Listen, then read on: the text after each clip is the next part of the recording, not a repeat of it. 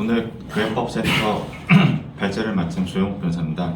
오늘은 담임 목사의 지위와 신분 변화, 교회 분장의 쟁점과 판례 분석을 통해서 이 주제를 가지고 세미나를 하겠습니다. 일단 오늘날 발생하는 대부분의 교회 내 분쟁의 원인을 살펴보면은 담임 목사가 그 원인인 경우가 많습니다.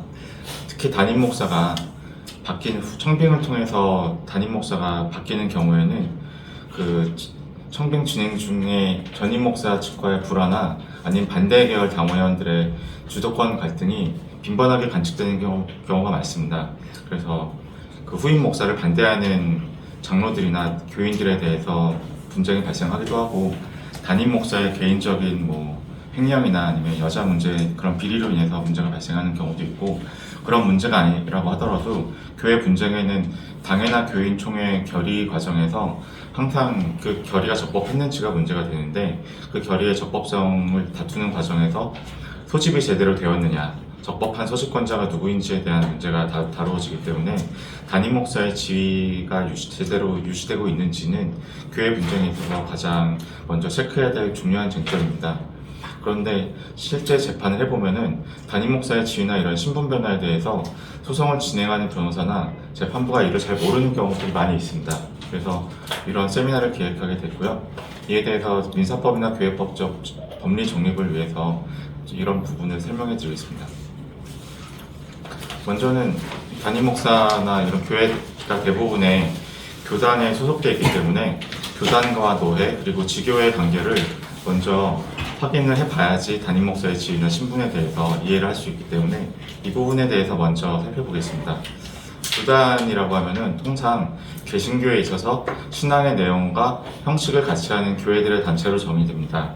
이거 말고 조금 더 길게 쓰기 위해서는 저희 이 페이지에 신앙 원칙 내지 신앙 고백의 내용인 교리와 신앙적 행위 양식인 예배라는 본질적이고 핵심적인 요소를 공통으로 하고 있는 여러 교회들이 대외적 선교와 대내적 교회 행정을 공동으로 행할 목적으로 연합하여 조직한 상급 종교단체, 이렇게 정의하기도 합니다. 근데 너무 길죠. 그래서 보통 저는 교단 정의할 때 그냥 간단하게 이렇게 정의를 많이 하고, 다른 분들도 이렇게 간단하게 정의하는 경우가 많이 있습니다. 교단은 국내 경우에는 장로교, 감리교, 성결교, 순복음 다양한 교단이 있고, 또 장로교만 하더라도 합동이라든지 통합이라든지 고신이라든지 다양한 교단이 있습니다. 이런 교단 모두 합치면은 한 180개 정도 된다고 하는데, 주로 문제가 되는 거는 장로교, 감리교 주로 문제가 되고 있고, 그 다음에 성결교, 순복음은 그렇게 많이 다루고 있지는 않을 것 같습니다. 교단과 교회의 특성을 보면은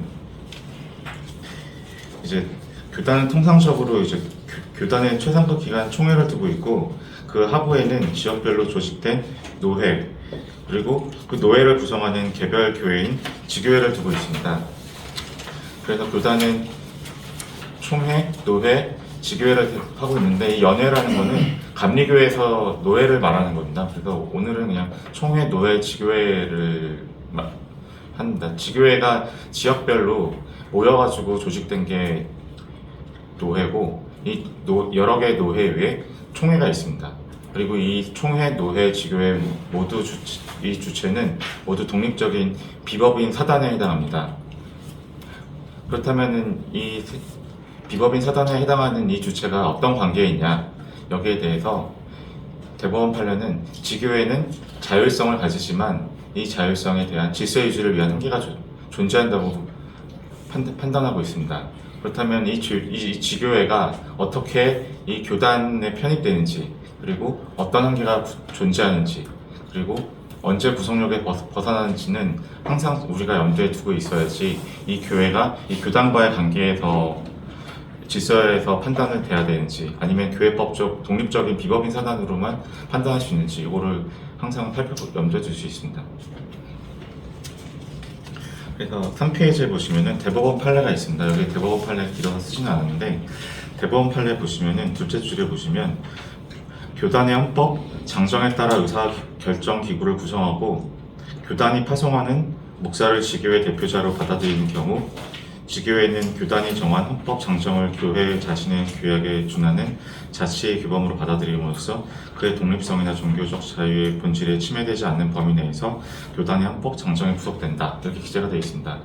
지교회가 여기 다시 보시면 해당 교단 헌법에 따라서 의사결정 기구를 구성하고 교단에서 파송하는 목사를 대표자로 받아들이게 되면 그 교회가 교단 내에 편입됐다고 볼 수 있습니다. 해당 교단 헌법에 따라서 교회에서 이제 당회나 이제 교인총회나 그 다음에 뭐 재직회 부분에 대해서는 교단에 따라서 지칭하는 용어가 다릅니다. 당회를 이제 감리교회에서는 기획위원회라고 하고, 그리고 성결교회에서는 교인총회를 상위원회라고 하는데, 장로교회에서는 당회라고, 그 공동의회라고 그러고, 감리교회에서는 당회라고 이렇게 부르기 때문에 이 교회에서 이런 의사결정기구를 구성하는지, 그리고 그 의사결정기구의 명칭이 무엇인지, 이런 거에 따라서 교단 헌법에 따라서 의사결정기구를 구성하고 있는지를 알 수가 있고, 그리고 교단에서 파송하는 목사를 대표자로 받아들였다는 것은 교회에서 그냥 단순하게 그 대표자를 선출했다는 뿐만 아니라 그 교단에서 내부 파송하는 그런 절차를 거쳐서 대표자가 되는 것을 알 수 있는데, 그런 점들을 확인하면은 이 교회가 그 교단에 소속되고 있다는 것들을 알 수 있고, 그런 의미에 대해서 대법원은 교단헌법을 지교회 자체정관 규약에 전하는 내부적 자치 규범으로 자동 수용하겠다는 명시적 묵시적 결의로 판단하고 있습니다. 그렇다면은 이 교회가 이 자치 규범과 이 자치 규범인 정관과 교단헌법 이 두 가지가 정관 규범이 됐기 때문에 이거에 대한 충돌 문제가 발생할 수 있는데, 이 충돌 문제에 대해서 대법원은 어떻게 판시하고 있냐면, 4페이지의 판례를 보시면 한 넷째 줄에 보시면 교단은 존립 목적을 위하여 필요한 경우 교단헌법을 제정, 개정, 해석하고 행정, 쟁송 등 교단 내의 각종 분쟁을 처리하며 목사 등 교역자의 자격 요건을 정하며 소속 지교회를 지휘 감독하는 등의 기능을 수행한다. 그 밑에 한 4줄 내려가시면 교단의 존립 목적에 비추어 지교회의 자율권은 일정한 제한을 받을 수밖에 없다. 그리고 한 3줄 내려가시면 밑줄 부분이죠. 지교회가 특정 교단 소속을 유지하는 것은 해당 교단의 지휘 감독을 수용하겠다는 지교회 교인의 집합적 의사의 표현으로 볼 수 있으므로 소속 교단에 의해서 지교회의 종교적 자율권이 제한되는 경우 지교회로서는 교단 내부의 관련 절차에 따라 문제를 해결해야 된다. 이 대법원 판례를 정리하면은 교단은 질서 유지가 있기 때문에 교단 내 각종 분쟁 처리, 권증 재판이나 행정 재판 이런 것들은 교회에서 정관으로 정하고 있다 하더라도 교단 내에 그런 헌법 규정이 더 우선돼서 교단 내의 질서에 따라서 이런 부분들이 다 처리가 돼야 된다는 것입니다. 그리고 목자 등 교역자의 요건 이런 부분도 교단에서 정하는 교단 내의 소속 구성원을 보기 때문에 목사들 결국에는 목사 등의 이런 교역자의 자격 요건을 헌법에서 정하는 그런 요건을 충족하지 않으면은 안 된다라는 그런 정도에 보시고 될 것 같고, 그리고 소속 지교회 지휘 감독에 대해서 이제 총회나 노회에서 이런 소속 지교회 지휘 감독에 따라야 될 의무가 있다. 그런 정도로 정리를 하시면 될 것 같습니다. 교단의 대외적인 통일 질서 유지를 위해서 지교회의 자율성은 그만큼 제약을 받게 된다는 것입니다. 교단 감독권의 범위는 결국에는 교단과의 관계가 유지되는 한 교단의 합리적인 감독권을 사전에 포괄 수용하겠다는 단체적 동의가 선결된 것으로 확인됩니다. 그렇기 때문에 이러한 교단 탈퇴 시에 교단의 구속력에서 벗어나게 됩니다. 교단 반대로 말하면 교단 탈퇴하기 전까지는 이런 교단의 구속력에 구속될 수밖에 없다는 것입니다.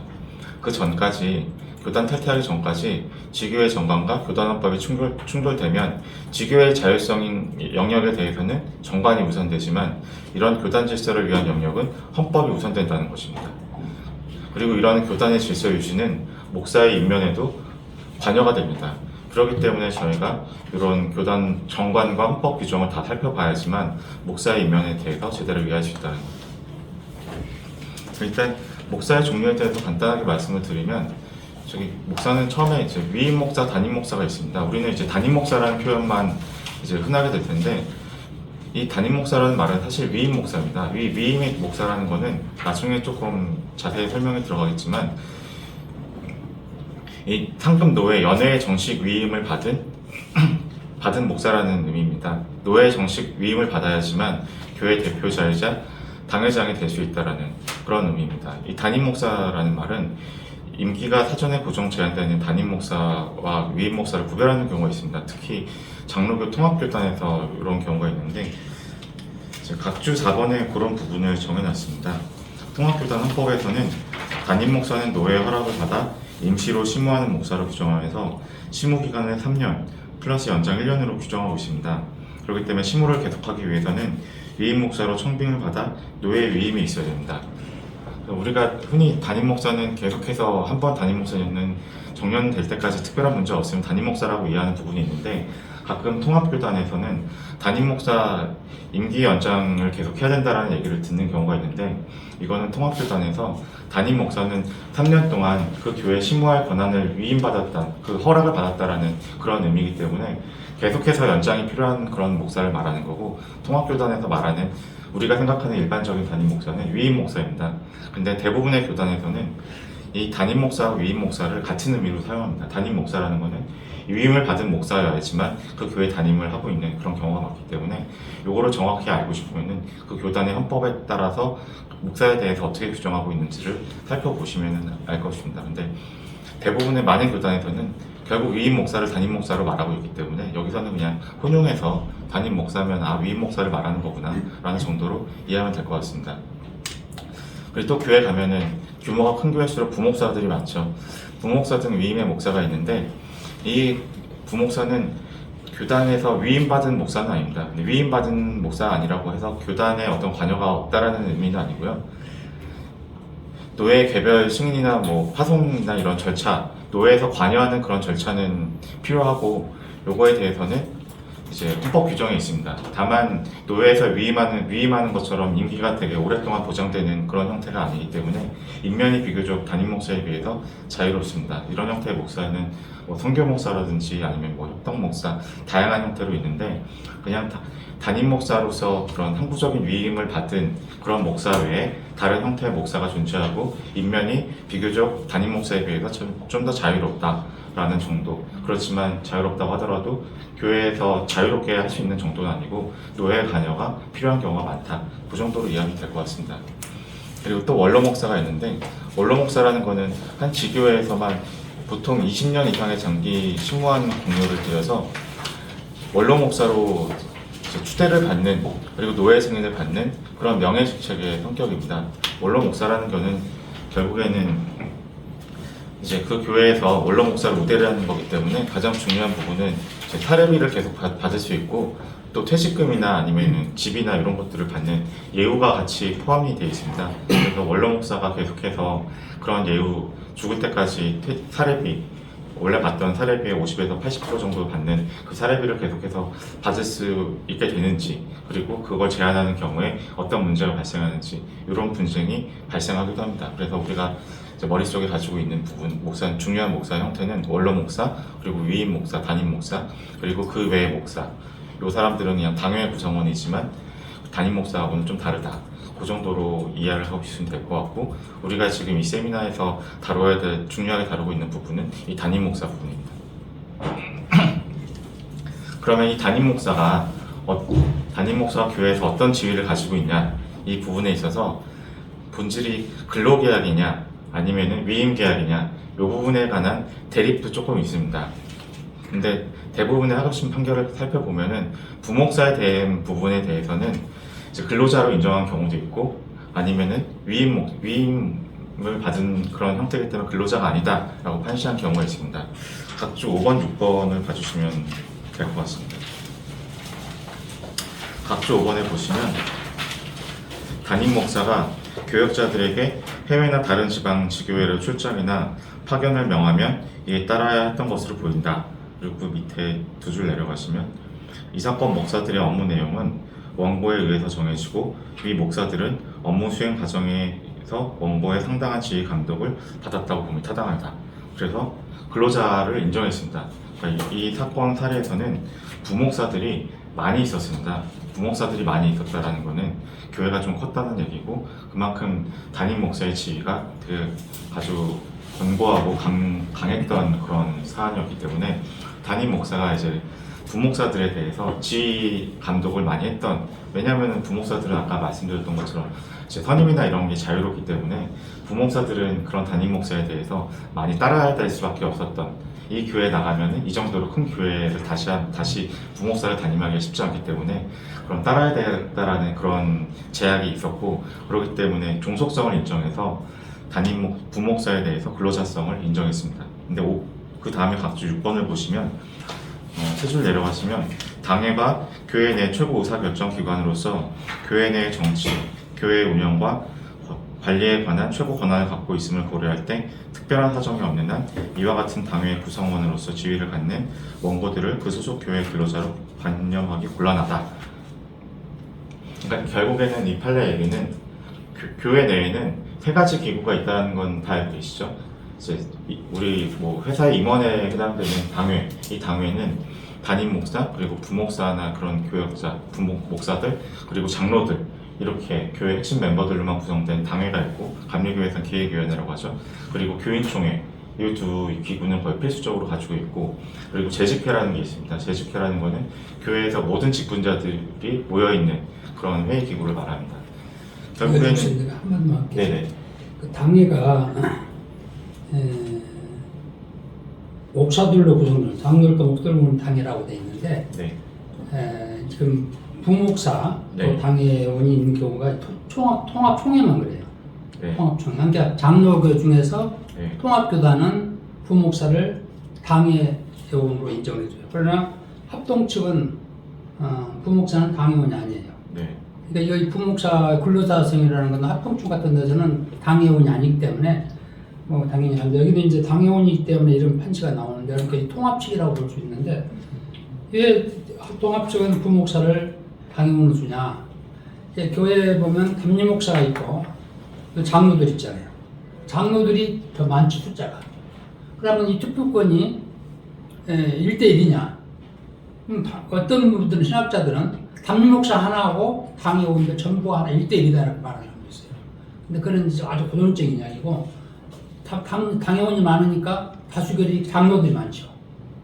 그래서 편법으로 이제 부목사를 당회원으로 넣어서 결의할 때는 부목사가 담임 목사 편에 쓰는 거예요. 그러니까 실제로는 당회원, 부목사들은 당에 다 참여 안 해요. 그러니까 중요한 결정이실 때는 참여를 하는 거예요. 그러니까 그런 거 참고로. 네, 다른 교단도 통합 말고도 다른 교단 중에서도 부목사가 있었던 걸로. 아니, 다 그런 건 아니에요. 네, 네. 그런 경우가 있지만 일반적으로는 부목사는 임식이거든요. 네. 그러니까 당회원이라는 거는 부목사는 임식이고 부목자는 보통 1년마다 계속 바뀔 수가 있어요. 그래서 그런데 이제 통합교단만 좀 특별한 케이스. 네네. 어쨌든 교단에서 부목사를 당회원으로 하는 데도 있고 당회원으로 하지 않는 데도 있기 때문에 이 부분은 일률적으로 그렇게 생각을 하면 안 되고, 교단의 헌법이나 이런 걸 통해서 부목사가 당회원인지 아닌지 이 부분을 좀 명확하게 판단해야 될 것 같습니다. 근데 각주 6번에서는 똑같은 사안에서도 이제 부목사가 당회 구성원이라는 그런 측면을 봐서 근로자성을 부정했습니다. 그래서 이제 근로자로 보게 되면 지위 취득은 고용계약, 신분 상실은 해고, 또 근로기준법이나 적용되는 그런 문제가 있기 때문에 이런 부목사의 지위에 대해서는 우리가 조금 관련 헌법이나 이런 걸 통해서 무조건 일률적으로 생각하는 게 아니라 이걸 좀 명확하게 확실하게 확인할 필요가 있을 것 같습니다. 근데 담임 목사의 경우에서는 제가 알고 있는 한으로는 근로자로 인정한 그런 판례는 없는 것 같습니다. 담임 목사는 다 위임계약으로 보고 있고, 다만 위임계약으로 봤을 때 그럼 위임인이 누구냐, 이런 부분에서 문제가 될 수가 있습니다. 여기 보시면 위임인을 누구로 보는지, 지교회를 보냐, 개별 교회로 보는 경우에는 개별 교회 결의만으로 목사 청빙이 가능하고 담임 목사가 취임할 수가 있게 됩니다. 근데 노예로 보게 되면 노예 결의만으로 목사 선임이 가능하게 되는 그런 구조가 됩니다. 근데 이 담임 목사의 대부분의 교회들이 이 담임 목사를 교회 대표자를 하기 위해서는 교회 공동의회 청빙 결의와 상급 노예 승인이 있어야 된다라는 그런 취지로 보기 때문에 공동 위임 계약으로 보는 게 타당하지 않을까 라는 그런 인식을 조금 가질 필요가 있을 것 같습니다. 수원지법 법원에서 이 부분에 대해서 판시라고 있는데 8페이지에 보시면은 두 번째 줄에 보면 담임 목사의 교회의 임직은 교회와 해당 담임 목사 양자만의 합의뿐만 아니라 노회의 안수가 필요하다고 보인다. 그래서 교회와 담임 목사 사이의 관계를 단순한 민법상 위임 계약에 준하는 법률 관계라고 보기는 어렵고 담임 목사의 사임에 관하여도 목사와 교회의 합의만으로 효력이 발생하는 것으로 볼 수 없다. 이렇게 판시하고 있습니다. 그렇다면 담임 목사가 그 교회 대표자로 적법한 교회 대표자로 취임했냐 아니면 그 교회에서 사임했냐 이런 부분에 있어서 누구랑 어떤 합의를 해야 되느냐 이 부분이 핵심적으로 관련되는 부분이기 때문에 이 부분이 중요한 부분이 됩니다.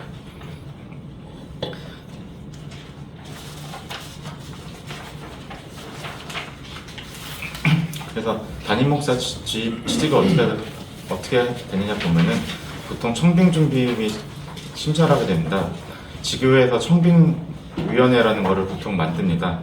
후임 담임 목사를 어떤 담임 목사를 이제 우리가 청빙을 할지 그 부분에 대해서 논의하는 건데 장로들과 뭐 안수 집사나 이런 분들로 구성돼서 청빙위원회를 개최해서 이제 청빙할 담임 목사의 후보자들을 고르는 선별하는 그런 일을 보통 합니다. 그리고 지교회 청빙결이라는데 교단 헌법이나 교회 정관에 따라 달라지는데 보통의 경우에는 이제 공동의회가 거의 필수적으로 이루어지고 거기서 이제 정관이 정한 정족수 찬성 결의를 보통 하게 됩니다. 근데 당회 결의가 필요한 경우가 대부분이고 보통 당회 결의와 공동의회 결의가 모두 필요하다고 보시면 되는데 이건 일률적이 아니기 때문에 교회 정관과 헌법이나 이런 부분들을 다 살펴봐야 됩니다. 그리고 지교회에서 청빙 결의가 이루어졌다 싶으면 그 청빙 결의를 통해서 노회 승인 청원을 하게 됩니다. 그래서 노회 승인을 보고하고 노회에서 그 위임 결의를 하게 되면 그 다음에 그 목사가 담임 목사의 대표자로 취임하게 됩니다.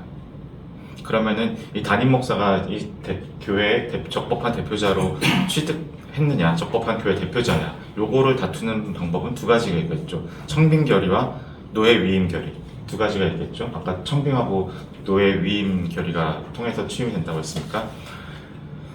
그리고 청빙 결의에 있어서 이 부분에 있어서는 아까 공동의회나 당회 결의라고 했잖아요. 공동의회 결국엔 공동의회나 당회 결의를 다투는 것이기 때문에 공동의회 결의에서 개최 전에 공보의무 기관을 위반하거나 적법한 자격을 가지지 않은 불법 참가자들에게 의결권을 부여했다거나 이런 결의가 다투어지는 그런 경우가 많죠. 그래서 지교회 청빙 결의에 문제가 없었는지를 보려면 이제 이런 당회 결의나 공동의회 결의 이런 부분에서 확인을 해야 되고 문제가 있다고 하면은 그 결의 무효 소송을 제기하거나 아니면 담임 목사 지위 확인해서 이런 형태로 이제 소송을 제기하는 그런 형태가 되겠죠. 그리고 노회 위임 결의 이 노회 위임 결의는 지교회에서 이 담임 목사를 우리가 이 교회 담임 목사를 해주세요 위임 목사를 해주세요라고 하면은 노회에서는 어차피 그 교회의 문제이기 때문에 특별한 사정이 없는 한 뭐 위임 결의를 하게 됩니다. 근데 예외적으로 아까 이제 그 담임 목사에 대한 자격에 있어서 교단 헌법에서 정하고 있기 때문에 그 교단 헌법에서 정한 요건을 충족하지 않았다 싶으면은 노회에서 위임 결의를 해주지 않는 경우가 있거나 위임 결의를 했다고 하더라도 그거를 다툴 수 있는 경우가 있습니다. 그러면은 노회 위임 결의를 다투면서 교단 내부 헌법에서 목사 지위에 요구하는 그런 과정, 규정을 위반한 경우에 위임 결의를 다툴 수 있냐? 이 부분에 있어서는 판례가 있습니다. 사랑의 교회 부분이죠. 오정현 목사님에 대해서 이런 헌법에서 규정하는 자격을 못 갖췄다. 이걸로 인해서 다투어졌고 대법원에서 그 부분에 대해서도 자격을 갖추지 못했다는 취지로 판시해서 파기환송한 그런 사례가 있기 때문에 대법원에 비추어 보면 교단헌법에서 갖춘 목사 자격을 갖추지 못했다는 이유로 노회 위임 결의 했거나 아니면은 뇌 거부했다거나 그 모든 거를 다 다툴 만한 그런 여지가 있습니다. 그러면 담임 목사 지위는 어떻게 상실하냐? 이 담임 목사 지위의 상실은 아까 위임 계약이라고 했죠. 그렇다면은 이제 위임 계약은 신뢰를 본질로 하기 때문에 결국에는 위임인이 이제 해임을 할 수가 있고 수임인이 자기가 자동으로 이제 사임을 할 수가 있죠. 그렇다면은 이제 첫 번째로는 사임이 있습니다. 요거는 수임인이 위임 계약을 해지하는 거죠. 그럼 자의사임과 권고사임 크게 두 가지가 있습니다. 그리고 해임이 있죠. 요거는 위임이니 위임 계약을 해제하는 거죠. 그리고 권징이라는 게 있습니다. 요거는 교단에서 징계를 하는 겁니다. 아까 담임 목사가 그냥 단순하게 교회 대표자가 아니라 교회 대표자인과 동시에 교단에 있는 하부기관 그리고 하부기관으로서의 성질도 가지고 있고 그리고 그렇기 때문에 그 총회와 교단 내에 토속 구성원이라는 그런 성질도 가지고 있습니다. 그렇기 때문에 담임 목사에 대한 권징이 이루어질 수가 있고 이런 권징을 통해서 담임 목사를 지위를 상실하게 되는 경우가 있습니다. 그리고 임기 만료로 인한 퇴직 이렇게 크게 네 가지 형태를 머릿속에 띄고 있으면 됩니다. 나머지 형태는 다른 규정이나 이런 것들 살펴보시면 되고요. 그럼 첫 번째로는 이제 자의사임에 대해서 살펴보겠습니다. 목사 단독 의사의 일방적 사직 불가 이 얘기는 담임 목사의 사임 의사 표시가 교회에 도달한 것만으로 사직의 효력이 발생하겠다고 보기 어렵다는 것입니다. 아까 얘기했지만 담임 목사의 위임 계약은 교회하고 담임 목사하고 둘이 한 게 아니라 담임 목사가 교회하고 노회하고 위임 계약을 한 거기 때문에 교회에다가만 사직의 의사를 했다고 해서 그 담임 목사의 사직의 효력이 발생되지 않습니다. 사직의 효력이 발생되기 위해서는 지교의 의결이 필요하고 노회의 승인이 필요합니다. 담임 목사의 사임을 위해서는 지교의 당회나 공동의 결의 요거는 아까 말씀드렸던 것처럼 정관이나 헌법 규정이나 이런 걸 살펴봐야 되고 이런 지교회에서 담임 목사의 사임의 수리를 확인하는 그런 결의가 있어야 되고 그리고 관할 노회, 상급단체 그런 승인이 있어야지 효력이 발생합니다. 요거는 물론 관련 규정 확인하시는 게 명확하고요. 근데 실무상 어떤 분쟁이나 오해가 있냐면 담임 목사 사직서가 교회에 도달한 것만으로 효력이 발생하였다고 판단하는 사례가 많이 있습니다. 제가 실제로 담당했던 서울중앙에서 2022 갑 5347 사건이 있었는데 이 1심에서 담임 목사의 사직서가 교회에 도달해서 교회에서 의결이 있었다는 것만으로 담임 목사가 사직하고 후임 목사의 지위가 적법한 걸 전제로 해서 후임 목사가 이제 소집한 그 교인총회 결의가 적법하다는 걸 전제로 다 판단이 이루어졌습니다. 그런데 제가 항소심에 들어가서 이 담임 목사의 사임은 노회 승인을 받은 적이 없기 때문에 담임 목사의 사임의 효력이 발생하지 않았다. 그리고 그렇기 때문에 담임 목사는 여전히 전임 담임 목사가 담임 목사로 봐야 되고 후임 목사에 이루어진 그런 공동회의나 이런 것들은 다 무효다라는 주장을 했고 항소심에서 번복이 됐습니다. 그리고 교단헌법상에서 이제 권고사임이라는 걸 규정하고 있습니다. 통합헌법에서는 어떻게 규정하고 있냐면 당회 결의와 공동회 결의로 권고사임안을 청원할 수 있으나 목사 본인 수용을 거부할 경우 강제할 수 없다고 규정을 하고 있습니다. 이거는 말 그대로 사임을 권고하는 겁니다. 목사가 이제 여러 가지 문제를 발생시켜서 목사를 이제 사임하도록 하고 싶은데 목사에 대해 뒤에서 보겠지만 해임할 수가 없거든요. 해임을 할 수가 없기 때문에 목사에 대해서 사임을 권고해달라고 요청을 하는 거죠. 근데 이거는 말 그대로 권고적 효력이 있기 때문에 담임 목사가 받아들이지 않으면은 이거는 효력이 없습니다. 그럼에도 불구하고 왜 하냐? 왜 이거 하면은 교인들이 이 목사에 대해서 원하지 않는다라는 그런 의사가 확인되기 때문에 우리가 소송을 주장함에 있어서 실체적 정당성 그런 거를 어느 정도 확보하거나 아니면 가처분을 할 때 그런 주점을 주장할 수가 있기 때문에 이런 것들이 필요한 경우가 있습니다. 그리고 헌법에 따라서는 이런 권고사임의 효력이 발생한다고 보는 그런 헌법도 있습니다. 노회나 총회가 권고사임 안건에 대해서 직접 처리할 수 있다라는 규정을 두고 있는 헌법이 있습니다. 이런 경우에는 노회가 이걸 승인하면은 사임의 효력이 발생한다고 보고 있습니다. 다만 이건 법리적으로 보면은 권고사임이라기보다는 이는 사실상 해임에 가까운 그런 형태가 아닐까. 어차피 위임인으로서 해임할 수 있으니까 아마 그런 정도로 저는 이해하고 있고 이런 부분에 대해서는 권고사임에 있어서 권고적 효력을 가지고 있다고 상대방이 주장할 때는 이거는 사실상 실질은 해임인 거다. 그렇기 때문에 이거는 헌법에서 얼마든지 규정할 수가 있고 이런 건 효력이 발생해야 된다라는 취지로 주장할 수 있을 것 같습니다. 그리고 이제 해임 부분인데 교단헌법에서는 제가 알고 있는 교단에서는 해임에 관한 규정을 두고 있지 않습니다. 왜냐하면은 이제 위임 목사에 대해서는 향존직이라고 보고 있습니다. 이 목사에 대해서는 그 한 번 이렇게 위임을 하면은 정년이 될 때까지 이 목사는 향존직 계속해서 그 직을 유지할 수 있다. 그리고 이제 성경에 보면은 이제 사울이 문제를 일으켰을 때도 다윗이 하나님께서 한 번 기름 부은 자를 내가 어떻게 그거를 막겠냐, 해결하냐 그런 규정이 나오잖아요. 그렇기 때문에 한 번 목사로 위임된 사람을 어떻게 마음대로 그렇게 하나님께서 하지 않는 한 우리가 마음대로 해임할 수 있겠냐, 아마 이런 시각이 조금 깔려 있다 보니까 교단에서 일반적으로 해임 규정을 두고 있지 않습니다. 그렇지만 권고 사임에 대해서 강제 효력을 부과하고 있는 것은 사실 뭐 비슷한 의미가 아닌가 싶은데, 그렇기 때문에 해임에 관한 규정을 두고 있지 않기 때문에 일반적으로 교회에서만 해임 결의를 하면은 원칙적으로 안 되죠. 왜냐면은 교회만 위임한 게 아니라 교회와 노회가 같이 위임한 걸로 봐야 되기 때문에. 그런데 하급심에서 개별 교회에서 단독 공동의 불신임을 하면 해임 결의를 직접 집행할 수 있다고 본 하급심 판례가 다수 있습니다. 이런 부분은 아마 교회법리나 이런 게 제대로 좀 이해가 안 됐다든지 주장이 좀 잘못됐다든지 이런 차원이 아닐까 싶은데, 뭐 제가 담당한 사건이 아니기 때문에 정확한 건 알 수 없지만 이런 판례들은 아무래도 좀 잘못된 부분이 아닐까.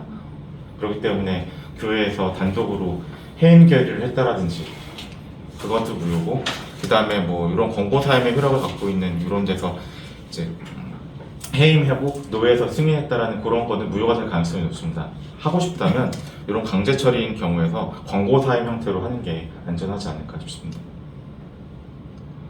그리고 권징재판, 아까 말씀드렸죠. 권징재판 판결의 결과가 있습니다. 재판 이제 담임 목사에 대한 거는 노예에서 위임했기 때문에 관할이 1심 관할이 노회인 경우가 대부분입니다. 재판 담임 목사에 대해서 고소 고발을 해서 노회에서 재판을 해서 그 노회에서 정직이나 면직 이런 판결 선고가 확정이 되고 총회에서 확정이 되면은 그 재판에 따라서 대표 자격을 상실하게 됩니다. 근데 요거는 이제 재판 결과에 따라서 행정적인, 사법적인 그런 취지로 가야 되겠죠. 그리고 이제 연령이 도달하면은 정년이 도가면 당연 퇴직이 됩니다. 대다수 교단헌법은 정년을 만 70세가 도래하는 당일 말일 또는 당일로 정하고 있습니다. 정관에서 좀 다르게 정하는 경우가 있을 수도 있습니다. 정년이 이렇게 초과되면은 담임 목사는 당연히 퇴직 처리가 되기 때문에 후임자 선임 절차를 그 전에 밟아야 되고, 후임자 선임 처리 절차를 밟지 않아서 후임자가 선임되지 않은 경우에는 이 소속 노회에서 임시 당회장을 파송하거나 그런 경우가 있을 수가 있습니다. 그리고 임기제 담임 목사의 신분 기간이 만료되는 경우가 있습니다. 아까 담임 목사가 임기제인 경우가 있다고 그랬죠. 그런 경우에는 이제 노회 계속 3년마다 뭐 일정한 기간마다 계속 신임을 받아야지 정년이 연장이 되는데, 그걸 받지 못하는 경우에는 담임 목사 신분이 이제 안 되는 경우가 있습니다. 네, 오늘 이렇게 해서 담임 목사의 지위, 그리고 신분 변화, 그리고 왜 그렇게 봐야 되는지 그거에 대해서 교단과의 관계를 중심으로 다 살펴봤습니다.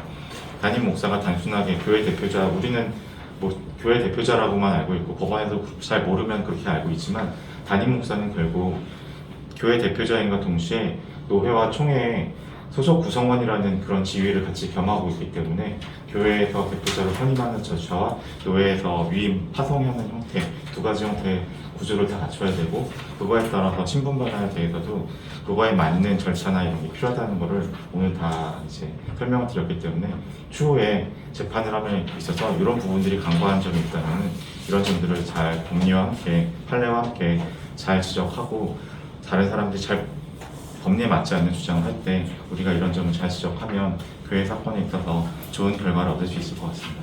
네, 오늘 이상으로 세미나 발제를 마치겠습니다.